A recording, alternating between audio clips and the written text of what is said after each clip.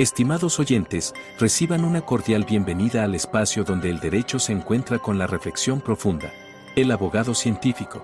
Este foro es nuestra dedicación a explorar las intersecciones entre las disciplinas jurídicas y el pensamiento crítico, ofreciendo un escenario para el diálogo intelectual y el desarrollo personal en el mundo del derecho. Acompaña a Andrés Arellano en este viaje de indagación y descubrimiento. Cada capítulo está diseñado para profundizar en cómo el razonamiento analítico influye y fortalece nuestras prácticas legales, desafiando las convenciones y fomentando un entorno de aprendizaje basado en la comprensión y el razonamiento lógico.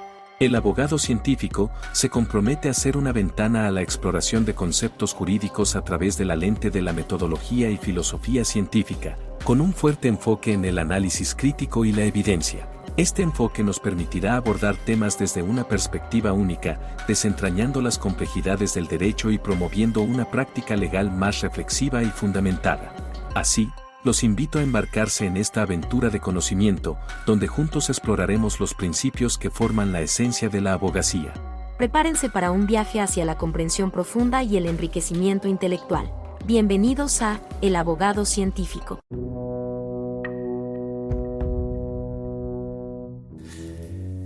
¿Qué tal? Vamos a tener este episodio un tanto desformalizado, donde hablamos de todo un poco. En esta ocasión tocaré un tema que, va a llevar concepciones tanto subjetivas, algunas inducciones, algunas generalizaciones empíricas o más conocidas como máximas de la experiencia, y una serie de opiniones fundamentadas en cuestiones de experiencia, pero también racionalizadas en tanto encontrar sus aspectos constitutivos, esenciales, genéricos, para determinar algunas cuestiones de especies, etc. He estado reflexionando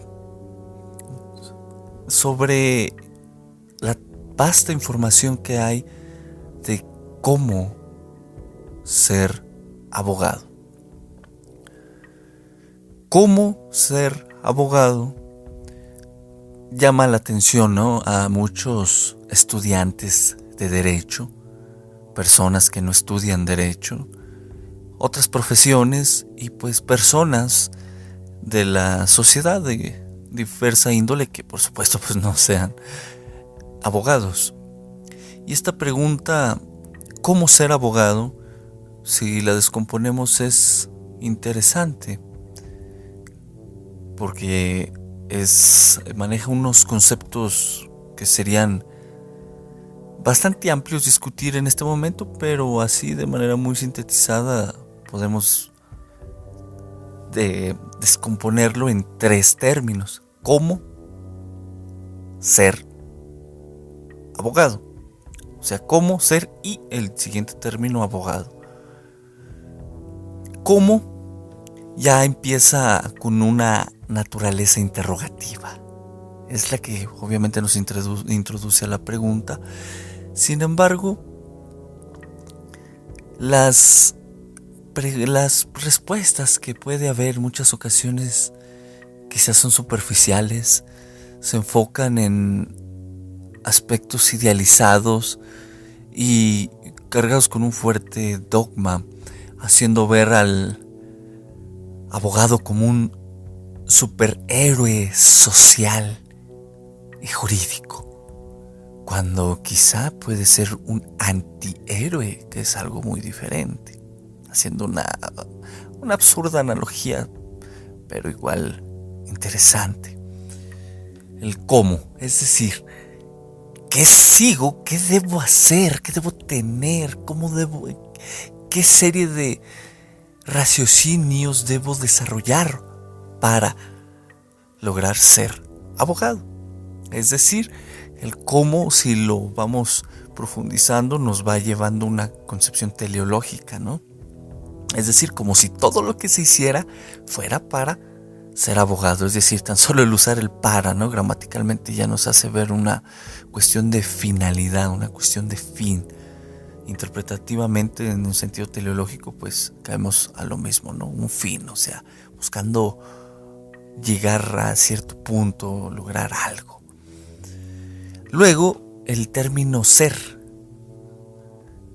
o mejor dicho, el verbo copulativo ser, nos mete, si nos ponemos a hablar de cosas ontológicas, a una parte de la metafísica, ¿no? De el ser, que viene desde aquel Parménides y su poema muy interesante, de cuando es acarreado a ciertas puertas por unos caballos y le es dada esta llave del ser y el no ser, el mundo de la doxa, el mundo de las opiniones, que es el que según Parménides dice que no debe seguirse, etcétera, etcétera.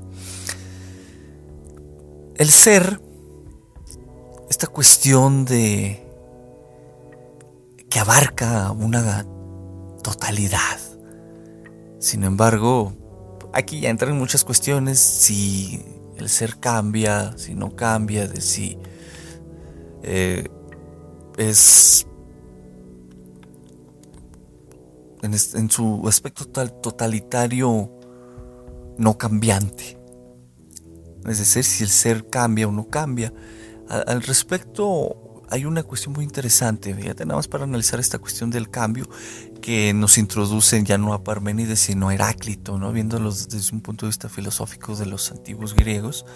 Y Darío Strahrenrather, algo así se pronuncia, un filósofo argentino, tiene un libro que se llama Filosofía en 11 frases y analiza esto del cambio, que si el cambio cambia, y construye lo que parece ser una paradoja, ¿no? Amerita un análisis lógico un poco más profundo, pero parece ser una paradoja de que el cambio, no cambio. Entonces, desde este punto, ser abarca esa totalidad que cambia o no cambia.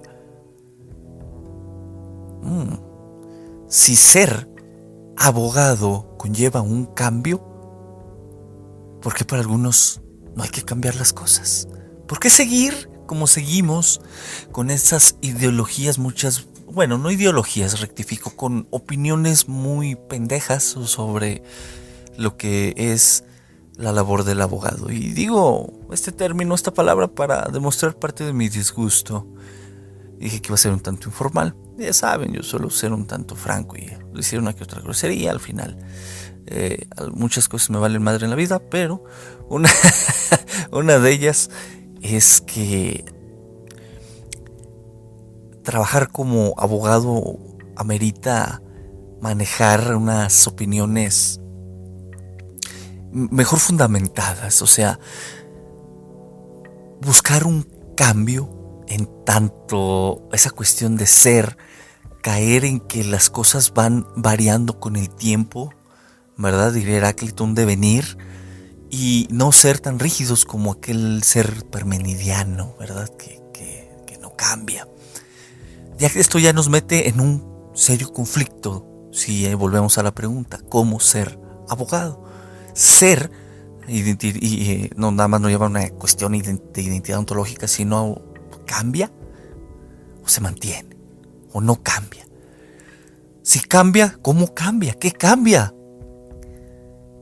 Y empezamos a jugar con esta serie de ideas y de ahí sacamos muchas opiniones, regresándonos un poco con Parménides en el sentido de que todos dicen cómo debe serse abogado. Pero hay una pregunta que mata al que se hace esta pregunta o al que intenta darle respuesta. ¿Es usted abogado? ¡Vamos, cabrón! Oh, mira, van a decir unos, mira, es que yo estudié Derecho, tengo una maestría y tengo un doctorado. ¿Qué te pasa? Escrito 5 libros. El derecho no se aprende ejerciendo, hay que leer. Ir a los juzgados es de abogados ineptos que no saben negociar. No todo el litigio, dirían por ahí. ¿Eres abogado? Yo soy abogado. ¿Somos abogados? Fíjate cómo ya nos introduce esta pequeña y somera y un tanto desarticulada reflexión, ¿no?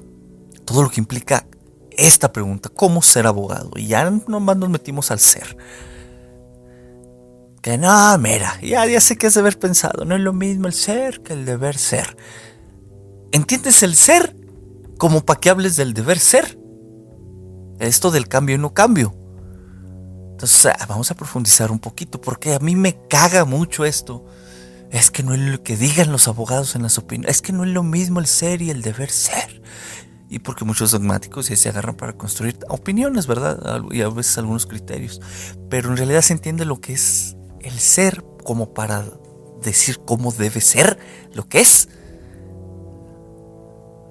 Decía Aristóteles, ¿no? En su teoría de la verdad, espero no estarme equivocando, ahorita traigo un poquillo de ideas demasiadas en la cabeza, pero decía que decir de lo que es verdad. Decir de lo que no es verdad. Pero decir de lo que es que no es y de lo que no es que sí es falso. En consecuencia, de ahí van a decir, es que hay muchas verdades, pero te vuelvo a preguntar, ¿eres abogado? ¿Por qué, si tú eres abogado, qué criterio de verdad podemos tener ahí? ¿Dices de lo que es?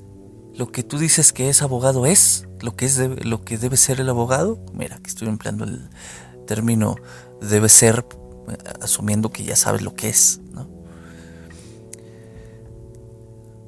Y aquí podemos seguir otra media hora hablando de esto. Mejor le dejamos ahí. Y luego, abogado.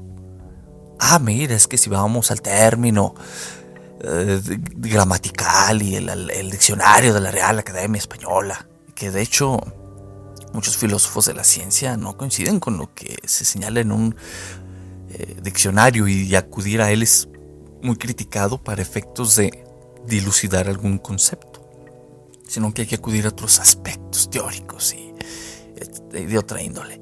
Abogado, advocatus, el que aboga, ¿no? Pero yendo un poco más allá, esto es la pura significación. Acuérdate que lo estamos conjugando con estamos haciendo una oración ahí de índole, un predicado que lleva la cópula. Ser. ¿Cómo ser abogado? ¿Qué es ser abogado? ¿Qué habilidades tiene un abogado? ¿Cómo piensa el abogado? Todo esto es parte de cómo ser abogado. Bueno, esta reflexión y lo que comentaré al final, ya llevo 11 minutos y no hemos ni siquiera arrancado, pero no intento dar una respuesta ni siquiera pautas así generalmente aceptadas. Hay críticas, esta me gustaría que las destrozaras, decías una crítica constructiva, pero en afán de destrozar algunas ideas. ¿Y cómo ser abogado? Actualmente doy clases en una universidad, clases de derecho penal, tiene una materia que se llama teoría del caso, delitos en particular, teoría general del proceso y teoría general del derecho, entre otras. Los alumnos, si eres docente, preguntan, ¿no? ¿Y qué hace un abogado? ¿Y cuánto cobra? ¿Cómo a veces los alumnos? ¿Cómo quiero ser como usted? A veces puede ser halagador eso, pero para mí es un tanto incómodo, ¿no? Porque pues yo soy yo y no me gustaría que hubiera otro yo, ¿no? Mejor sé tú. Sé el primer Juan Pérez, el primer Benito, el primer, como se llame el alumno, ¿no? El primero. Y sé mejor que yo. Pero yo todavía soy. Y empieza, ¿no? Soy abogado. Y de ahí esta reflexión del podcast, ¿no? Por un comentario que algún alumno me hizo. Y, o sea, tal vez fue como manera de halago, pero en realidad no me gustó tanto, porque me hizo preguntarme muchas cosas, ¿no? Si en realidad soy abogado y cómo he llegado a ser abogado, si es que lo soy. De ahí dije, bueno, si estoy dando clases, ¿soy abogado? O nomás porque he leído unos 2, 3 librillos de 3, 4 autores, ya puedo decir que sé que sé que lo que él sabe es parte de ser abogado o es parte de la ciencia jurídica. Y bueno, ahí me tienes a las 2, 3 de la mañana reflexionando y ahora aquí realizando estas reflexiones. ¿Cómo ser abogado entonces? Si un alumno dice, maestro, ¿cómo ser abogado? Ya nos meten en camisa de 11 varas los alumnos. Respondo en ocasiones a un alumno cuando pregunté cómo ser abogado. Primero, nos guste o no, le digo, nos guste o no, si queremos lograr el conocimiento científico de esta ciencia que se llama derecho, que no sabemos bien si es fáctica, social o incluso es un campo ya normativo, ahí aceptar primero la incertidumbre que conlleva el saber que a veces no sabemos. ¿Cómo? Dicen los alumnos. ¿Cómo? Que no sé qué son. Pues yo nomás sé que no sé nada. Dicen. No, o sea, lidiar, primer aspecto, lidiar con la incertidumbre de que quizá no sabemos nada. ¿Verdad? Trayendo aquella idea socrática de yo solo sé que no sé nada. Y aplicarla en tanto quizá del derecho no sabemos siquiera lo que es, como así a veces la física quizá no sabe a ciencia que es dice a ciencia cierta, ¿no? Una frasecilla ahí, que es un átomo. ¿Qué es el derecho? Un conjunto de normas jurídicas, sí, pero el conjunto de normas jurídicas que la con la sociedad. Sí, pero, a ver, ¿qué nos dice que es eso? Y no otra cosa. Y empieza la construcción de la incertidumbre, ¿no? Y luego, aparte de lidiar con la incertidumbre, les digo, piensen. Pero no pensar vago, no un pensar, pues nomás por pensar sin pensar en lo que se piensa, sino pensar en lo que se está pensando en tanto duda y crítica. Leí un libro muy interesante que se llama La rebeldía de pensar. De momento no recuerdo el nombre. Es un autor, un escritor y filósofo mexicano, y decía que, bueno, hace una explicación de los argumentos deductivos, las inferencias, la cuestión inductiva, etcétera, y pues una crítica. Y aquí está la clave.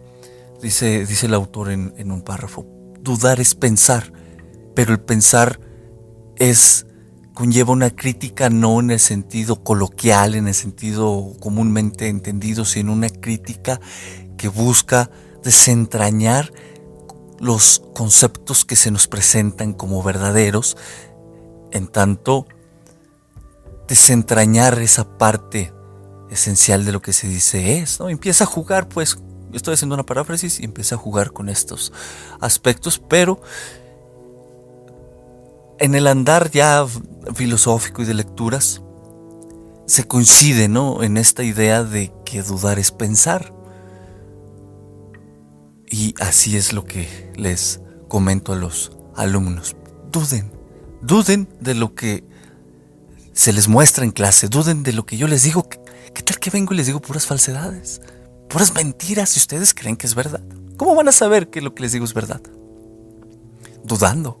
Y cuando dudan, piensan, y cuando piensan, critican, y cuando critican, para hacer una crítica realmente buena, argumentada, razonada, hay que investigar.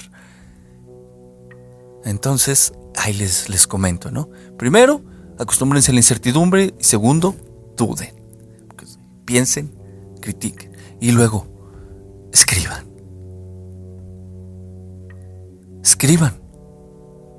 ¿Cómo ser abogado? Acostumbrándose a las incertidumbres, dudando, pensando, pero escribiendo. Y aquí entran muchas cosas de argumentación, muchas cosas de el pensamiento en tanto contenido de la lógica, no del aspecto psicológico, sino ya de la lógica, la forma del pensamiento. Si P, entonces Q, y las falacias y todo eso, la lógica proposicional y todo ese rollo, ¿no? Ordenar el pensamiento para poderlo plasmar por escrito y escribir. Porque leer, pensar, escribir, diría un filósofo, me parece que es Antonio Oliveves, si no recuerdo, espero no equivocarme, dice leer, pensar, escribir son aspectos principales, pues dice el de los filósofos, pero también aplica para los abogados, ¿no? Escribir implica saber argumentar, y identificar argumentos justificativos, argumentos explicativos, cuando hay que explicar hechos, cuando hay que justificar creencias, darle una forma lógica al argumento, y muchas otras cosas, ¿no? Que se ve mucho en temas argumentativos. Pero hay un problema muy, muy cabrón en esto, lo que les comento a veces a mis alumnos. A ver, vas a argumentar, pero si vas a introducirte al ámbito argumentativo, yo sí les digo, no compres libros de argumentación jurídica. Sí les digo, no lo compres. Oye, recomiéndame uno. Pues no te voy a recomendar de argumentación jurídica. Porque al final, entre tanta paja que ponen, no te enseñan a argumentar.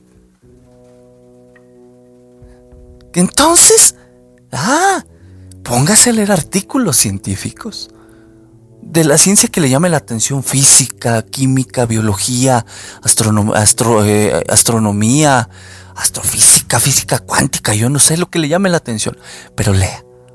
Y en esa lectura vea la estructura argumentativa que se utiliza en un artículo, y de ahí donde le vaya moviendo, ¿por qué de esta forma, no? ¿Por qué la conclusión va aquí, al inicio, el medio, al final? ¿Y dónde están las premisas? ¿Dónde están los conectores lógicos, etcétera? Luego busque libros de metodología de investigación, porque dan buenas pautas para justificar o explicar argumentativamente. Luego lea filosofía. Métase un libro de filosofía, porque parte de la argumentación la argumentación es parte esencial de la filosofía, y ahí de que hay que saber argumentar, y hay pautas más concretas y sin tanta paja. Y al final, si quiere, compre un libro de argumentación jurídica, porque usted va a leer la teoría de aquí, la teoría de allá, la teoría de por allá, y al final va a decir, ok, ¿y cómo argumento entonces, no? ¿Cómo bajo mis ideas al papel? ¿Cómo pongo ahí lo que quiero decir? ¿Cómo sé qué quiero decir? Es más, y le digo, los libros de argumentación jurídica no le van a ayudar a eso. Sí, colega, yo sé que ahorita estás diciendo, eres un pendejo, Andrés, porque estás diciendo, no, o sea, de que hay libros buenos de derecho, los hay, de argumentación jurídica los hay, pero ¿para hallarlos? ¿Patinarle? Y no, es que mira, está el autor fulano, mangano, perengano, sí, pero esos son subjetividades tuyas. Aquí buscamos una cuestión un poquito más general, un poquito más como que se aplique a un ámbito de índole científica. Bueno, al escribir hay que saberle argumentar. Este ya es un tema del cómo, ¿no? Porque cómo ser abogado implica cómo argumentar, ¿verdad? Una habilidad, un saber hacer. ¿Y cómo? Sentándose al computadora y escribiendo. Póngase a escribir un ensayo de lo que se le ocurra, luego corríjalo, vuélvalo a corregir. Y como me dio un consejo un poeta, Alex Garricos se llama el poeta que compré un libro recientemente, me dice de manera muy contundente: para saber escribir, parafraseo lo que me dijo, para saber escribir hay que decir mucho con poco. Entonces, esa es una habilidad que tiene un poeta, decir mucho con poco. El abogado poco a poco debe de llegar a esa parte, decir mucho con poco. Basten 5 o 7 renglones de un párrafo para expresar una serie, un argumento, y los siguientes párrafos, las razones que apoyan ese argumento, esas conclusiones, argumentos analógicos, ejemplos y, por supuesto, razonamientos probatorios de que por qué la ley sí se aplicó, no se aplicó, dejó de aplicar, y muchas otras cosas. Bueno, leer, pensar y escribir, parte del cómo ser abogado. Ahora, leer, ¿qué leer? La neta, Yo les digo a mis alumnos, ahorita tienen que leer de derecho. Sí, eso sin duda, porque hay que conocer la ciencia, hay que conocer cómo se construye lamentablemente el dogma en la ciencia jurídica. Bien podríamos hacer una serie de experimentaciones, pero está muy arraigado el dogma. Vean cómo se construye el dogma y cómo cada autor que lean va a tener su criterio válido, casi universal, y que casi a huevo dice, esta es mi verdad y acéptenla, y los demás también pendejos y no saben y está mal no. Entonces vean cómo se construyen estas cosas dogmáticas y critíquenlas, atrévanse, digo, a pensar, o sea, tengan esa rebeldía de pensar diferente y no se cierren en cuestiones que al final terminan siendo un dogma. Bueno, ¿por qué? ¿Cómo? Dicen, ¿y cómo hacemos eso? Simple. ¿Por qué esto debe ser así y no de otra forma? ¿Hay otra forma de hacerlo? Mucho mejor. Pregúntense y empezamos a reflexionar, ¿no? Fulano dice que la teoría del caso es esto. Bueno, ¿y es eso o es otra cosa?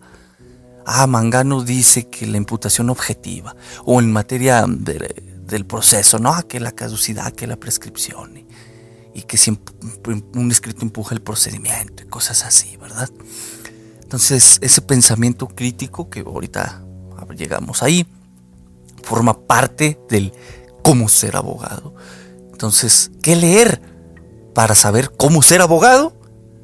Pues la verdad yo no tengo idea. Yo no sé, sino que para la formación del abogado, que es mi punto medular en este argumento, hay que leer de derecho. Hay que leer a muchos autores. No voy a citar uno porque luego son parecen como lo que llaman ahorita la gente ahí en redes sociales, que la generación de cristal, parece que son los dogmáticos, parece que son de ese tipo, ¿no? Se ofenden si los critican, ¿no? La borregada se ofende a veces. Y perdón por decir la borregada, pero pues es que seguir un criterio así muy ciego, hombre, pues somos rebeldes aquí en este podcast, ya se la saben. Todo vale, diría Feyerabend. Al final hay que leer. Cuando eres estudiante, leer de derecho, sí. Pero, una vez que lees, apartarte de ahí y empezar a leer cómo se ha criticado al derecho. Y no va a ser muy grato. ¿Cómo? Sí, éntrale a la filosofía de la ciencia. ¿Qué dice un filósofo de esto? ¿Qué dicen los doctores del derecho? ¿Qué opinan otras ciencias? Y vamos a ir viendo muchos matices, y entre estos hay que tomar postura. Hay que tomar postura. Los que estudian doctorados bien saben, o tienen doctorados bien saben que hay que tomar postura, o maestrías, o lo que sea, hay que tomar una postura, ¿no? Y esa es parte de cómo ser el abogado, saber tomar posturas. Fíjate bien, leer y luego tomar postura teórica, postura crítica y defenderla y aceptar que se puede estar equivocado hasta en tanto haya mejores argumentos con una explicación de mayor alcance que la que tú tengas y que te convenzan, tanto valores de verdad y madre, muchas cosas epistémicas y otras cosas de por medio. En consecuencia, apenas llevamos una parte. Luego, todo esto pande pues para argumentarle, para tener una visión heurística, dirían algunos, panorámica, holística, heurística es otra cosa, una visión holística para poder argumentar, conocer los paradigmas y cosillas corrientes que trae la Suprema Corte, porque pues nos guste o no, pues es la que impone criterios, ¿no? Pero esta visión panorámica puede ayudar a plantear argumentos novedosos, contrarrestar otros argumentos, etc. Leer va junto con pegado con escribir y junto con pegado con pensar. Lee, concluyo este argumento, lee entonces, cuando eres estudiante de derecho, luego critica lo que has leído leyendo otros tipos de texto como filosofía de la ciencia, por supuesto poesía, literatura para ir mejorando la escritura, lógica, mi amigo, esa no se te va a quedar, no te vas a escapar de la lógica porque esa rige el pensamiento y ya vuelves con otro panorama, ¿verdad? Y vas a ver a veces cómo el dogmatismo ha estancado mucho el derecho. Pero bueno, tema para otro día y otras cosas. ¿Cómo ser abogado? No olvidemos la pregunta. Abogado. Si el abogado lee, piensa, escribe, ¿cómo hace para ser abogado? O sea, ¿cómo voy llegando a ese ser, a ese aspecto que sí creo que cambia? ¿Cómo va cambiando? ¿Pensando diferente? ¿Leyendo o diciendo que el derecho decepciona? ¿Que si los libros de derecho no te enseñan de derecho? ¿O qué? Yo no estoy diciendo que con esto soy abogado. Bueno, no caigas en la trampa. ¿Cómo ser abogado? Es Esta de leer, pensar y escribir son condiciones necesarias pero no suficientes. Porque ¿dónde queda lo social? ¿Dónde queda lo político? ¿Dónde queda lo metodológico? ¿Dónde queda la cuestión científica? Aquí entra mi subjetividad. En tanto intentar dilucidar el ser del abogado, ¿no? La cuestión de la serie de elementos que lo constituyen y unifican en tanto le dan una identidad. Yo tengo la firme convicción de que el abogado es un científico, pero que en la escuela no se enseña ni madres de cómo ser un científico. Hay materias de metodología de investigación, pero puta, pasan de noche a veces hasta para el profe. Bueno, ¿y luego? Si es científico, ¿qué así? Vamos, ¿qué? ¿Cómo ser un científico? Puta, ya nos complicamos la existencia. Pues si no sé cómo ser abogado, ¿cómo voy a ser un científico? Y ahora, ¿cómo ser un abogado científico? Pues ya le metimos otra caracterización a esto. ¿Se puede? ¿Es posible? Por supuesto. ¿Te requiere sacrificio? Sí. El abogado, tanto como científico, requiere de aplicación metodológica y sistematización profesional. Los casos no nomás aventar un escrito hacia el chingadazo, ahí donde, yo creo que las pruebas están mal valoradas por esto y esto. No, espérese. A ver, ¿a dónde voy con esto? Y voy a hacer una crítica de algo que pasó recientemente. Una práctica, ¿no? De un caso en temas de adolescentes.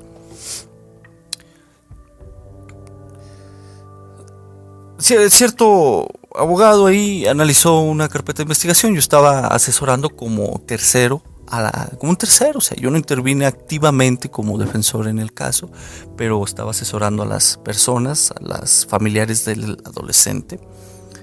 Y pues ya, ¿no? Yo dije, no, yo voy a dejar que haga su trabajo el abogado, pues vamos a ver.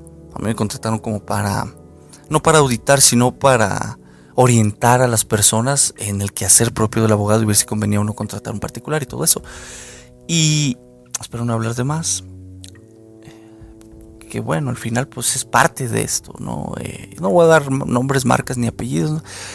Y ya manda su análisis de la carpeta. Dije, bueno, a ver, vamos a checarlo metodológicamente, ¿no? A ver, aquí hay método analítico sintético, deductivo, axiomático deductivo, ¿qué pasó? ¿Cómo fue el orden del análisis? Desglosó los antecedentes, la carpeta, analizó la audiencia, bla. Total, se cayó en una completa deficiencia, ¿no? Observaciones altamente subjetivas y que arrojaban como cierta responsabilidad al fiscal y al juez, ¿no? Como diciendo, mira, es que estos tienen la culpa por esto y no le saben aquí, no le saben allá, cuando había ciertas cuestiones propias del análisis que hizo el abogado, que denotaban un desconocimiento en tanto fundamentación y motivación a la exacta aplicación de la ley, en el sentido de que si un artículo fue aplicado o no aplicado, se dejó de aplicar, una prueba si fue valorada, no valorada, dejó de valorar, qué trascendencia va a tener al resultado de, por ejemplo, en este caso de la autovinculación y muchas otras cosillas un poquito que se esperan sean técnicas, ¿no? Un análisis técnico, pero luego para la explicación al cliente, pues un lenguaje sencillo, así como las sentencias de lectura fácil que manejamos en México. Total, yo di mi opinión, las personas tenían su propio criterio y bueno, el resto ya es historia. Te voy a dejar con la duda de si lo contrataron o no, porque el punto aquí es la metodología, la cientificidad con la que debemos nosotros desarrollarnos como abogados es cosa seria, ¿no? Mostrar un estudio de caso, yo siempre pongo analogías a los alumnos para esto, del psicólogo, del doctor, que hacen sus diagnósticos médicos estructurados, fundamentados con las pruebas que se hicieron, las deducciones, entre otras cosas, ¿no? Y así uno se sorprenden a veces los alumnos, al decir, te pinche profe loco, ¿no? Pero ya luego muestro algunas partes de, miren, así a mi criterio personal, así se debe ver un estudio de caso, miren, una tablita aquí, las reglas metodológicas acá y las conclusiones así, porque si ustedes lo aplican lleguen a la misma, una conclusión diferente y vemos que falló, vemos si ustedes aplicaron una metodología diferente y ya, pero con pautas muy concretas. 35 minutos no podemos responder la pregunta. ¿Cómo ser abogado? Y cómo ser abogado científico. Ya nos metimos en otra bronca. Leer, pensar, escribir. Luego meterle aspectos de metodología, ciencia, para ejercer el pensamiento crítico con uno mismo, con otros abogados, pero siempre mostrar parte, ¿no? de por qué se estima que el otro está equivocado, en tanto respeto intelectual, en el sentido de si aplica o no metodología y técnicas, de metodología y jurídicas, por supuesto, para arribar a su serie de conclusiones y demuestra cómo lo hizo.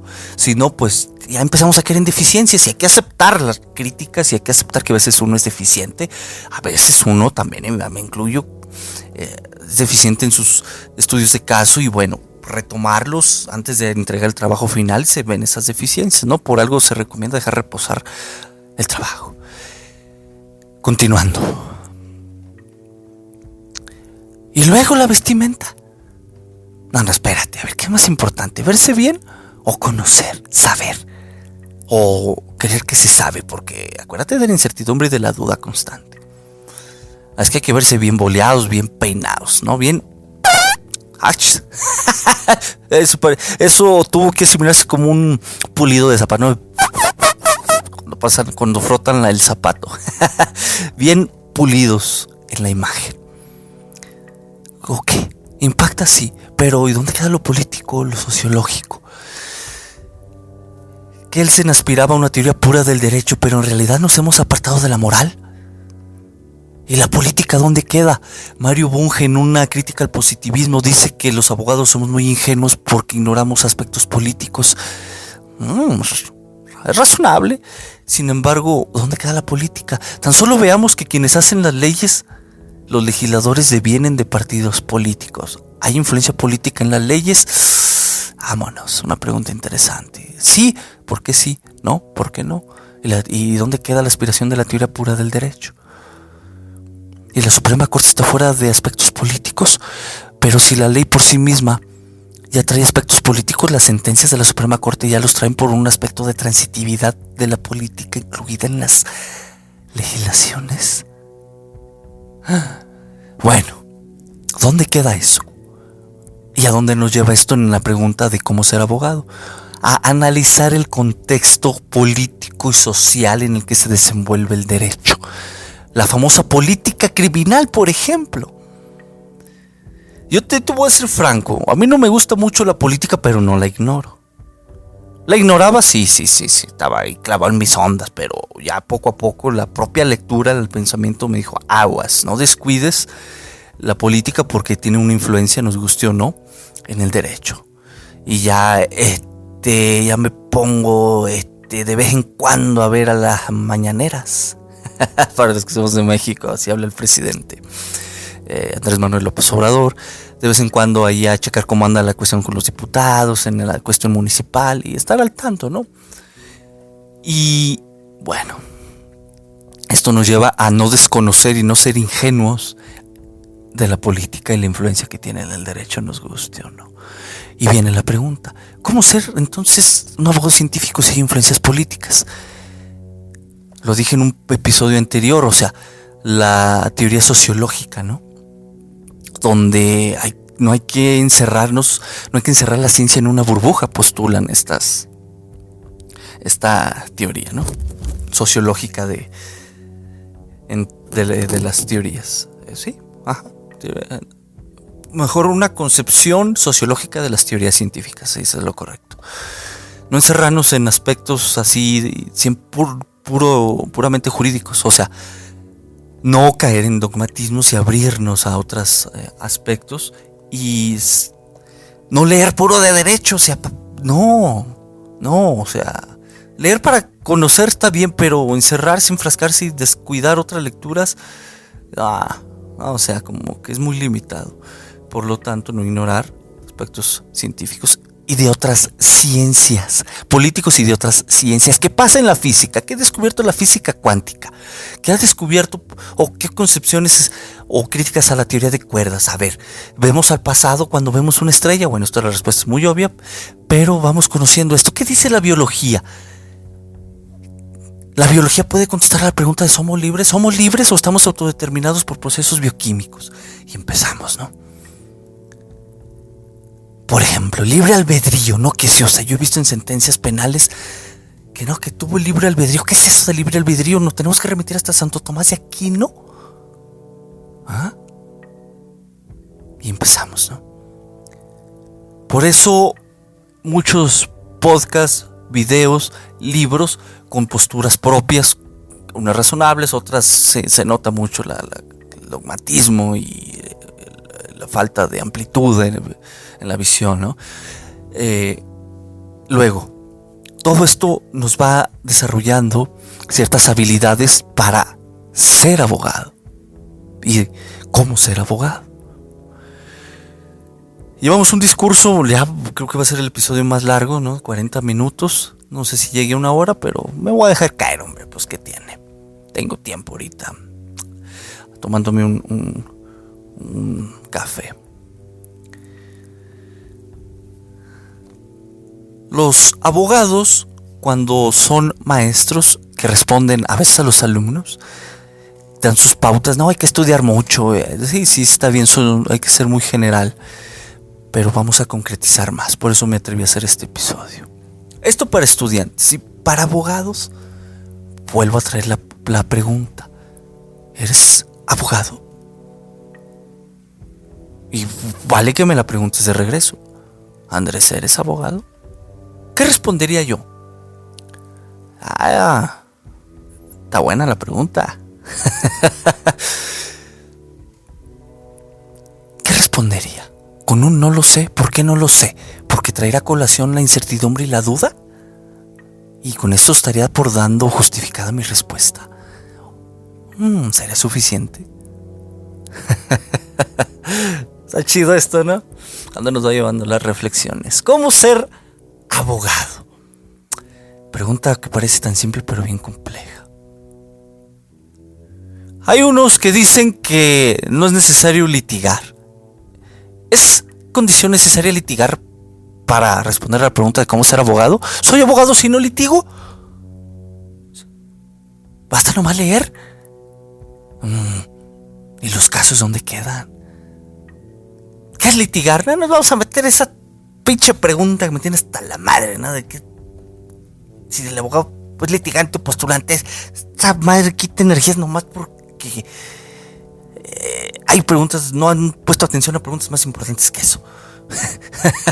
Perdóname por las respuestas, pero sí ya me tiene hasta la madre esa pregunta. No le voy a intentar siquiera dar una respuesta porque interesa cómo ser abogado. Hay que litigar. O sea, representar ciertos intereses. ¿O esto ya es postular?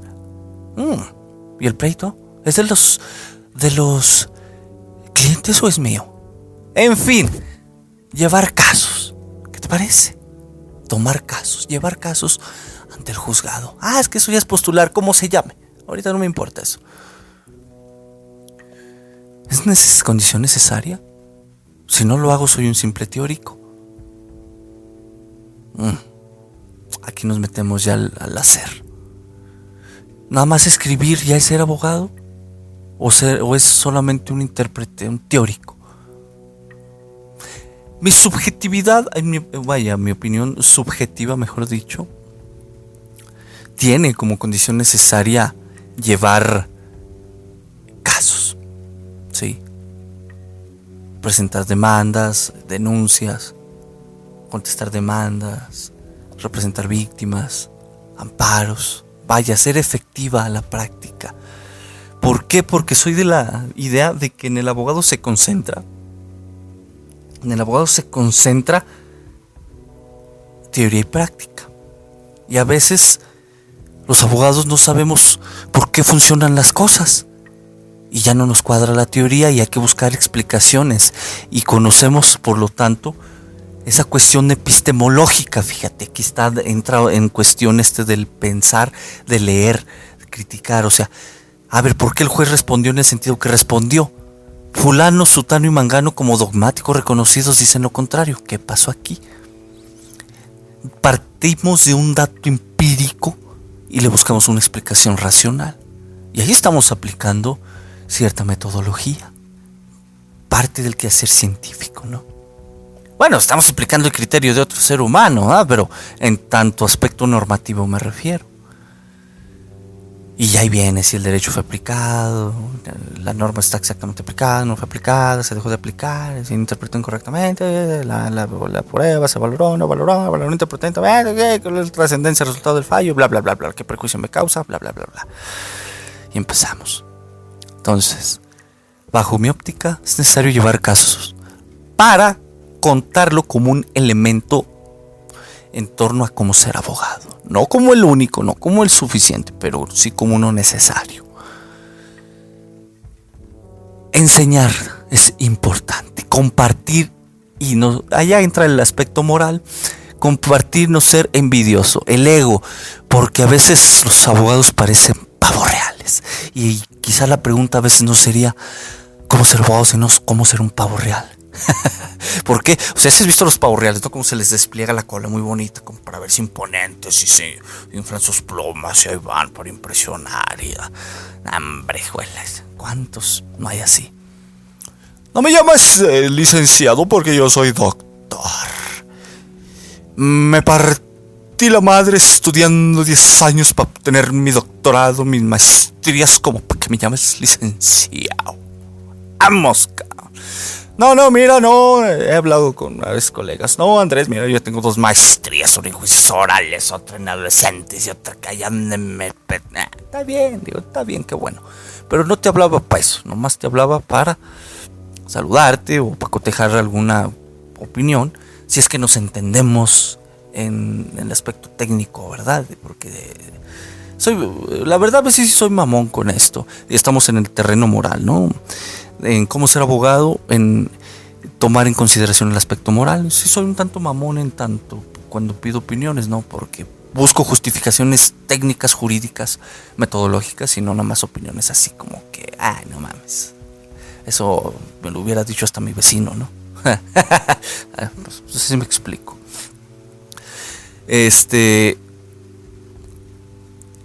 Moralmente, ¿cómo ser abogado? Implica no descuidar la lectura, el pensamiento, la duda, la incertidumbre, escribir, el aspecto político, el aspecto social, sino también el aspecto moral. Enseñar, no ser envidioso, por eso entré a este tema moral. La enseñanza es parte del quehacer técnico del abogado, pero en lo moral, que es el que interesa en este apartado, al anterior volveré después, en lo moral, ser consciente de que las personas no son tontas. y no cobrar por cobrar injustificadamente, en el sentido de, con un amparo se arregla, en 3 meses sale, promueve un amparo y sale. A veces es una pendejada, ¿no? Se dice mucho. ¿Y dónde está la calidad moral? Y la ética, ¿no? Puta madre, otro tema, la ética también, que hay que hablar. Muy interesante, porque cómo ser abogado implica una multitud de cosas, como lo moral. No engañar a las personas, no hacerlas caer en el error, porque puede incurrirse en responsabilidades civiles o penales.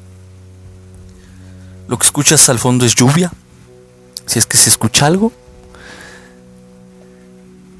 Las personas ponen un granito de esperanza en el quehacer del abogado. En consecuencia, hay que tener la calidad moral para decir no sé. Declararse incompetente, diríamos, en el aspecto técnico. Entonces, ¿cómo ser abogado? Tomando en consideración lo moral, saber decir no sé y remitir el asunto a alguien que sí sepa. Básico. Podemos continuar con este episodio, sin embargo, estimo ya me alargué bastante.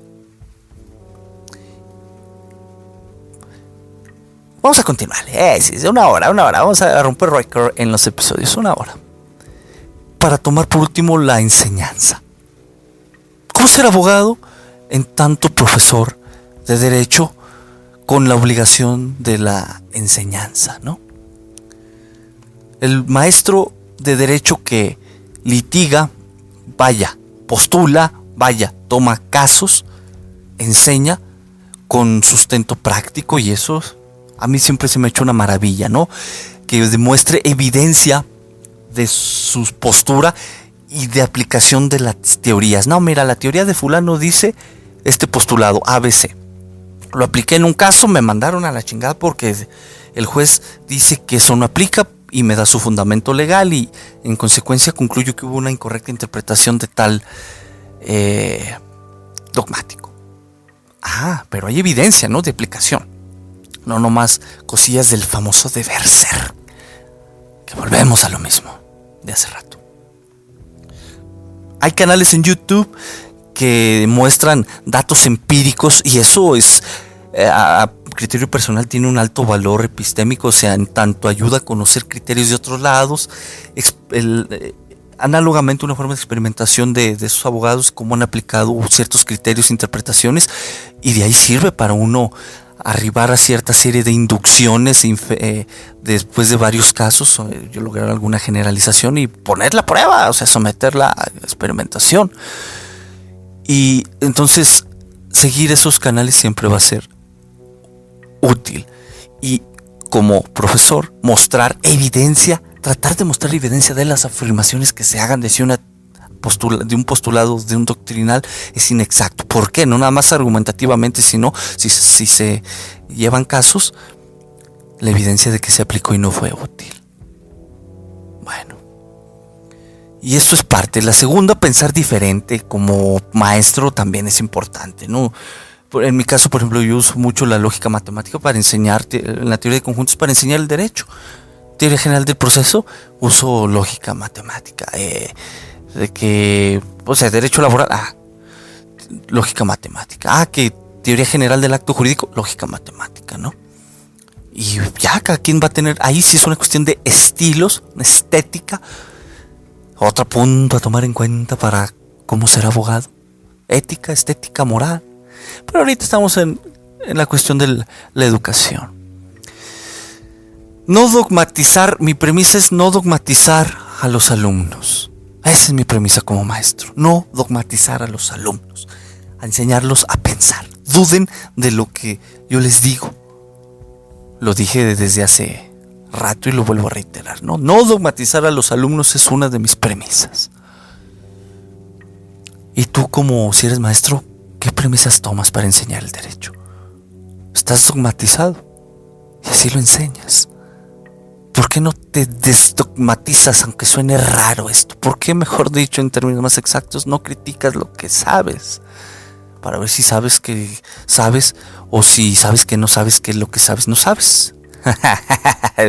Se oye muy gracioso esto. ¿Sabes que lo que sabes es que no sabes? Y ahí entra la cuestión como profe, ¿verdad?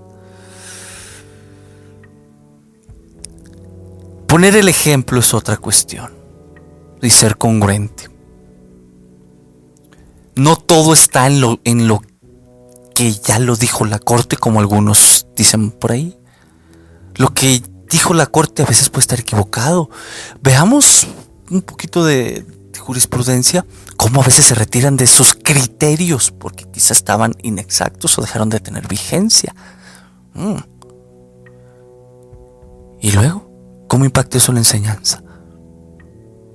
Se enseña a modelar a los alumnos en el sentido, no de que den una pasarela, ay, que modelen, nada. Modelar teorías jurídicas. Pensar diferente, entonces, como maestro siempre va a aportar un granito de arena al alumno y puede quedar uno en la memoria, ¿no? Trascender, o es decir, inmortalizarse quizá en algún ámbito, ¿no? Porque en este sentido, si no queremos morir olvidados, por ejemplo, como maestros, ahí poner el granito de arena, ¿no? ¿Por qué Dios se quedó con la inmortalidad y le dejó la muerte al hombre? Es una pregunta bien interesante, filosófica. Así, en ese sentido, para no morir olvidados, hay que inmortalizarnos, colega, maestro, alumno, colega, abogado. ¿Eres abogado? ¿Soy abogado? Inmortalizarnos en tanto se nos recuerde como personas que aportamos algo al mundo. Ay, ¿cómo ser abogado? Chinga, llevamos 55 minutos y aún no sabemos bien cómo serlo. Pero hay algunas pautas, algunas condiciones necesarias para lograr responder a la pregunta.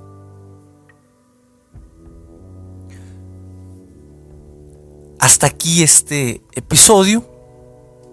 Espero estas reflexiones, estos comentarios cargados de subjetividad, cargados, te dije que iba a haber ciertas inducciones, unas deducciones, etcétera, etcétera. Y algunas cosillas quizá pueden ser falsas. No estoy cerrado a esa posibilidad, otras pueden ser verdaderas. Al final de cuentas, te aclaré que fue una cuestión subjetiva, por lo tanto una visión muy particular de esto. Nos escuchamos en el siguiente episodio. Tómate un café, hombre, escuchando este podcast. O si ya tú lo acabaste, qué bueno. Me da mucho gusto que sigas escuchando los episodios. Las estadísticas sí muestran actividad de personas que ingresan, a un aumento en la escucha, y eso motiva. Y al final de cuentas, el ego y todo eso a mí no se me sube, al contrario, o sea, pues, qué bueno que aceptan a veces puntos de vista diferentes, irreverentes, en podcasts como este, pues groseros. Final de cuentas, como si fuéramos incluido tú una blanca palometa, ¿no? Nos escuchamos en el siguiente episodio. Ya sabes, como siempre, te deseo dinero, salud, y ahora voy a incluir duda, incertidumbre, y que puedas responder a la pregunta cómo ser abogado, y a la otra, ¿eres abogado? Nos escuchamos en el siguiente episodio.